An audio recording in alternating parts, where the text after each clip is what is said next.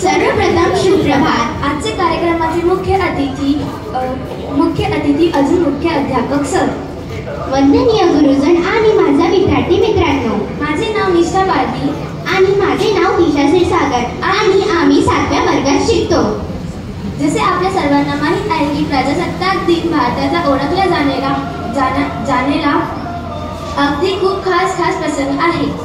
उत्साह आज 3 रंगाचा, उत्साह आज देशप्रेमाचा, उत्साह आज प्रत्येक भारतीयाचा, उत्साह आज प्रजासत्ताक दिनाचा। सर्वप्रथम ज्या थोर पुरुषांनी आपला भारताच्या स्वातंत्र्यासाठी आपला अनमोल योगदान दिले त्यांना मी वंदन करते। आज 26 जानेवारी हा दिवस प्रजासत्ताक दिवस म्हणून आपण उत्साहात साजरा करीत आहोत। 15 ऑगस्ट 1947 पासून भारत हा स्वराज्य देश आहे। 15 ऑगस्ट 1947 रोजी भारताला ब्रिटिश राजवटीतून आझादी मिळाली होती। तथापि 26 जानेवारी 1950 पासून आपण प्रजासत्ताक दिन साजरा करतो। पण स्वातंत्र्यानंतर देशाला खरी गरज संविधानाची होती। देशात सर्वांना शांततेने व समाधानाने जगता यावे म्हणून डॉक्टर बाबासाहेब आंबेडकर यांच्या अध्यक्षतेखाली नेमलेल्या संविधान समितीने संविधान तयार करण्यात आले व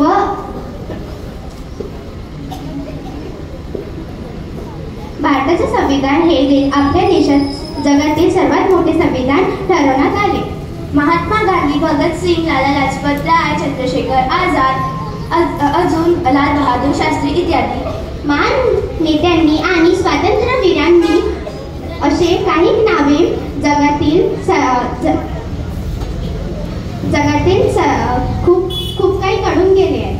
प्रजासत्ताक दिन म्हणजे भारताच्या लोकांना सर्वोच्च शक्ती आणि देशाला योग्य दिशेत नेण्याचे राजकीय नेते प्रतिनिधित्व निवडून देण्याचा अधिकार फक्त जनतेला आहे।